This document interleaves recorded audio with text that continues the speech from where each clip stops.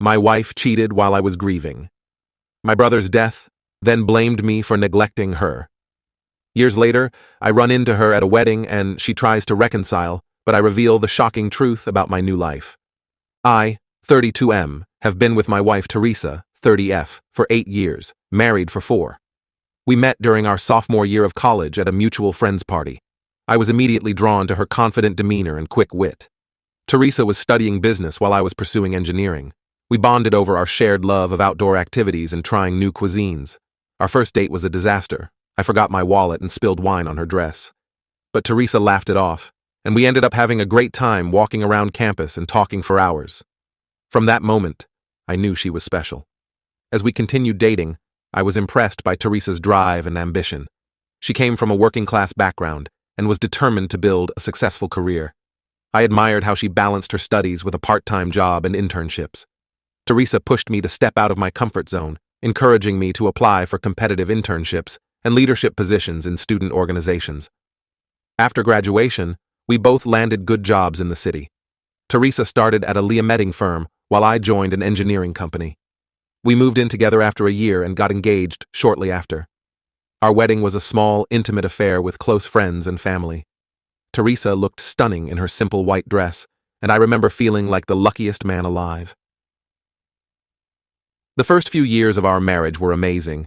We both advanced in our careers, allowing us to travel and enjoy life in the city. We had a great group of friends and often hosted dinner parties or game nights at our place. Teresa and I communicated well and rarely fought. When we did disagree, we always made an effort to listen to each other and find a compromise. One of the things I loved most about Teresa was her independence. We both valued our personal time and hobbies. Teresa was into yoga and painting, while I enjoyed playing basketball and tinkering with old cars. We supported each other's interests and maintained a healthy balance between couple time and individual pursuits. Everything changed when my older brother Mason was diagnosed with stage 4 lung cancer. Mason and I had always been incredibly close. He was more than just a brother. He was my best friend, my confidant, and my role model. Growing up, Mason always looked out for me. He taught me how to ride a bike, helped me with my homework, and gave me advice on everything from school to dating. When our parents divorced during my teenage years, Mason became my rock.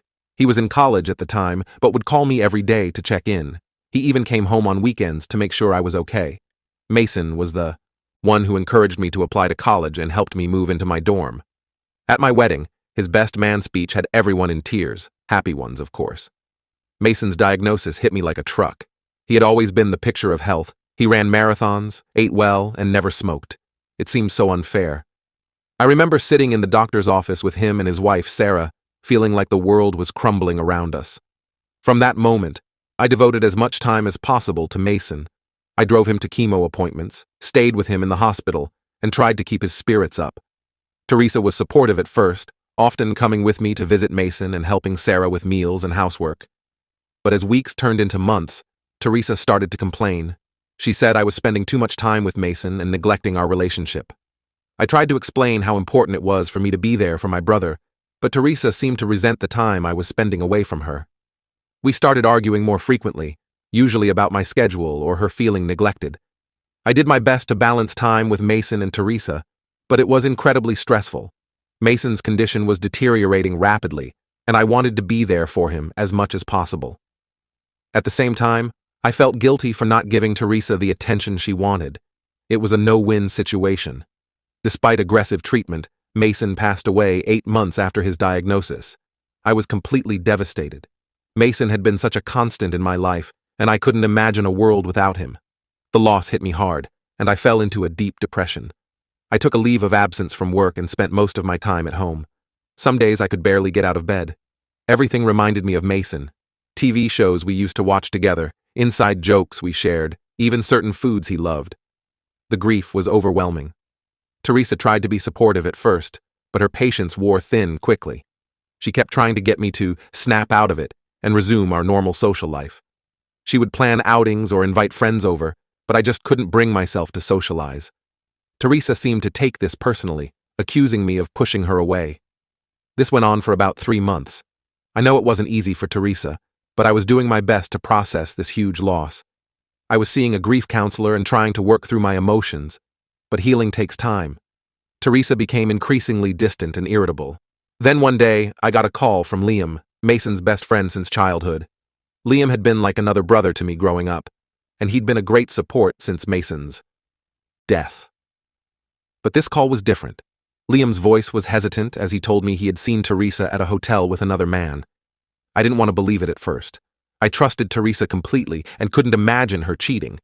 But Liam sent me a photo he had taken, and there was no denying it. The picture showed Teresa in a passionate embrace with a man I didn't recognize, clearly about to enter a hotel room. I felt like I had been punched in the gut. How could Teresa do this to me, especially while I was grieving my brother? I sat in shocked silence for hours, staring at that photo and trying to make sense of it. When Teresa got home that evening, I confronted her. I showed her the photo and asked for an explanation. At first, she tried to deny it, claiming it wasn't what it looked like. But when I pressed her, she broke down crying and admitted to having an affair with a coworker for the past 2 months. Teresa's excuses made me feel sick. She said she felt lonely and neglected while I was grieving. She complained that I wasn't meeting her needs and that she deserved to be happy. She even had the audacity to suggest that I had driven her to cheat by being emotionally unavailable. I was furious and heartbroken. I told Teresa to get out and that I wanted a divorce. She begged me to reconsider and give her another chance. She cried and pleaded, saying it was a mistake and that she still loved me. But I knew I could never trust her again after this betrayal. The next day, Teresa called and texted me nonstop trying to explain herself. She said I was being unfair and overreacting. According to her, I had emotionally abandoned her first by spending so much time with Mason and then withdrawing while grieving. She actually tried to blame me for pushing her to cheat. I'm at a complete loss. How could the woman I loved and trusted for 8 years do this to me, especially while I was grieving my brother? And now she's trying to turn it around on me like I'm somehow at fault. Am I crazy for refusing to even consider reconciling? I feel like my whole world has been shattered. I keep replaying our relationship in my mind, wondering if there were signs I missed. Was Teresa always this selfish, and I just didn't see it? Or did Mason's illness and death change her somehow? I'm questioning everything now. Part of me is angry at myself for not seeing this coming. Maybe if I had tried harder to balance my time between Mason and Teresa, this wouldn't have happened. But then I remind myself that a loving partner would have understood and supported me during such a difficult time. I haven't told many people about Teresa's affair yet. I'm embarrassed and don't want to deal with everyone's reactions, but I know I'll need support going forward, especially if I go through with the divorce. I'm not sure what to do next. The thought of going through a divorce while still grieving Mason is overwhelming. But I also can't imagine staying with someone who could betray me like this. Any advice would be appreciated. Edit. Thank you all for the supportive comments and advice. To clarify a few things, Teresa knew how close Mason and I were. She had met him many times and seemed to like him. She was at the hospital with me when he passed away. I never completely shut Teresa out during my grieving. We still lived together, ate meals together, etc. I just wasn't in the mood for going out or being intimate. Before confronting Teresa, I did some digging and found evidence that the affair had actually been going on for 4 months, not 2, like she claimed. So it started shortly after Mason died. Teresa and I did not have any major relationship issues before this. We had normal disagreements, but nothing serious. She never expressed feeling neglected until after Mason got sick. I appreciate everyone's input as I try to process this betrayal. I'll post an update when I have more news. Update 1. It's been about 2 months since my original post. A lot has happened, so I wanted to give an update. I filed for divorce shortly after discovering Teresa's affair. The decision wasn't easy, but I knew I could never trust her again after what she did. Teresa's reaction to the divorce filing was a mix of anger and desperate pleading. She continued to call and message me constantly, alternating between tearful apologies and accusatory rants. One day, Teresa showed up at my office unannounced. She caused a scene in the lobby, crying and begging me to give her another chance. My coworkers were uncomfortable, and I was mortified. I had to have security escort her out. After that incident, I blocked her number for my own sanity. Teresa moved out of our house and in with her parents. I've been staying in the house, but it feels empty and full of painful memories. I'm considering selling it and finding a new place. But the thought of going through another big life change right now is overwhelming. Through mutual friends, I heard that Teresa was telling everyone that I had mentally abused her by abandoning her emotionally. She claimed that I had refused to communicate or work on our marriage, leaving her no choice but to seek comfort elsewhere. It was infuriating to hear these lies being spread about me. Some of our friends have taken sides in the divorce. Most have been supportive of me, but a few believe Teresa's version of events. I've lost a couple of friendships over this, which hurts on top of everything else. I'm trying to focus on the people who have stood by me. The divorce proceedings have been messy. Teresa is trying to claim that she deserves half of everything, including my inheritance from Mason. My lawyer assures me she has no legal right to it, but she's dragging out the process anyway. It feels like a slap in the face that she would try to profit from my brother's death after betraying me. I've been struggling a lot with depression and trust issues in the aftermath of all this. Some days, it's hard to even get out of bed. I've lost weight because I rarely have an appetite. My performance at work has suffered, but thankfully, my boss has been understanding. One positive development: I reconnected with an old friend from high school, Olivia. We bumped into each other at a coffee shop and got to talking. Olivia lost her mom to cancer a few years ago, so she really understood what I was going through with Mason. We've been hanging out as friends, and it's been nice to have someone who gets it. Olivia and I have a lot in common that I'd forgotten about. We were both on the debate team in high school and share a love of classic movies. She's been introducing me to new music and podcasts, which has been a welcome distraction. Olivia doesn't push me to talk about Teresa or the divorce, but she's a good listener when I need to vent. Teresa found out I was spending time with Olivia and completely flipped out. She showed up at my house unannounced, screaming that I was a hypocrite for moving on so quickly while vilifying her. She accused me of having an affair with Olivia, which is absolutely not true. I had to threaten to call the police before she would leave. The whole situation has been a nightmare, but I'm taking it one day at a time. I'm focused on healing and figuring out who I am outside of my relationship with Teresa.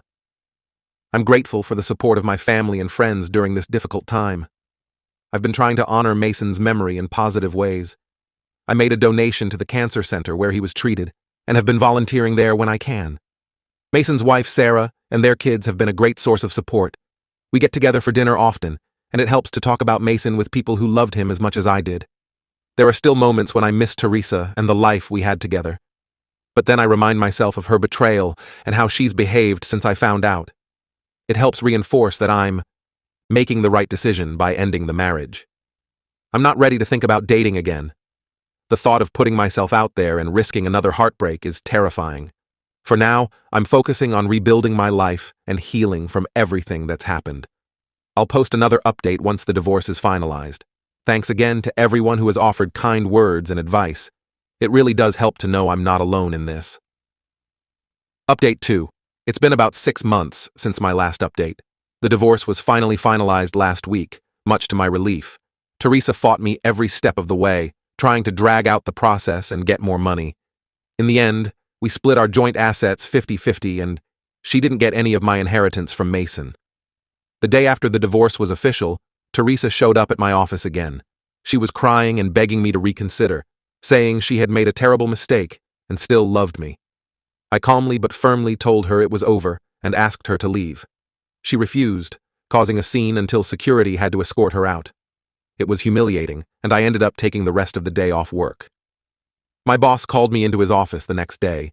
I was worried he was upset about the disruption, but he was actually very understanding. He shared that he had gone through a messy divorce years ago and offered me some time off if I needed it. I was grateful for his support and understanding. On a more positive note, things have been going well with Olivia. What started as a friendship has slowly developed into something more. We've been officially dating for about 2 months now. Olivia is kind, understanding, and patient with me as I continue to work through my trust issues. She encourages me to talk about Mason and never makes me feel bad for still grieving. Olivia and I have been taking things slow, which I appreciate. We enjoy cooking meals together, going for long walks, and binge-watching TV shows. She's been helping me rediscover old hobbies that I had neglected during my marriage, like playing guitar and photography. I've also been focusing on myself. I joined a gym, started learning guitar, and have been traveling more. It feels good to rediscover who I am as an individual.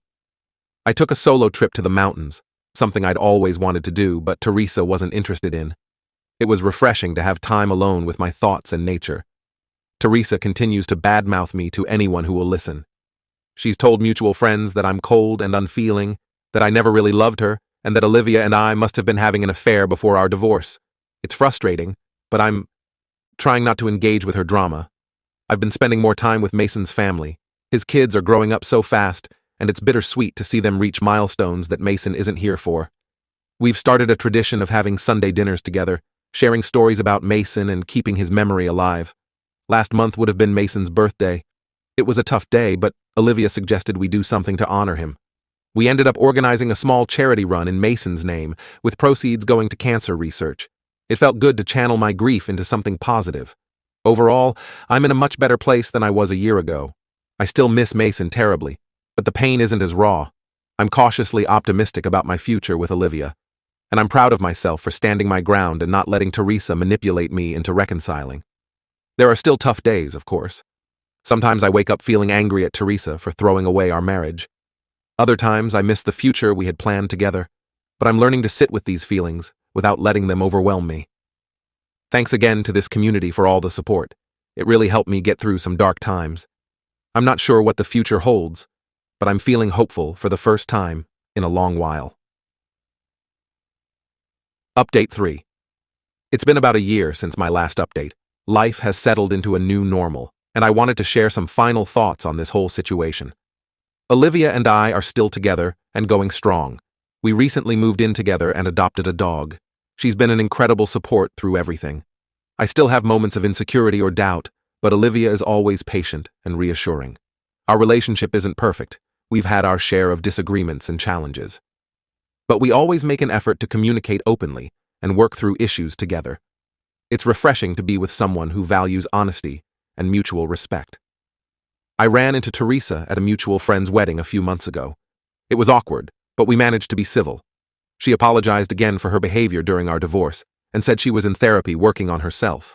I wished her well, but made it clear I wasn't interested in rekindling any kind of relationship, even a friendship. Seeing Teresa brought up a mix of emotions. Part of me felt angry all over again, remembering her betrayal and the pain she caused. But I also felt a sense of closure. Talking to her, I realized how much I've grown and healed over the past couple of years. The grief over Mason comes in waves now. Some days are harder than others, especially around his birthday and the anniversary of his death. But I've found healthy ways to cope and honor his memory. I volunteer at the hospital where he was treated and have gotten close with his wife and kids. Mason's oldest son, who's now 14, has been having a tough time lately. He's been acting out at school and struggling with anger issues. I've been spending more time with him, taking him to basketball games and just being there to talk. It feels good to be there for him the way Mason always was for me. Olivia and I have talked about our future together. We're not in a rush to get married, but we both see this relationship as long-term. We've discussed having kids someday, which is something I never thought I'd want after everything that happened with Teresa. It's scary to think about opening my heart like that again, but Olivia makes me feel safe. Work has been going well. I got a promotion a few months ago, which has been both exciting and challenging. The new role involves more travel, which has been an adjustment for Olivia and me, but we're figuring out how to balance our time together and our individual pursuits. I've been trying to reconnect with old hobbies and interests.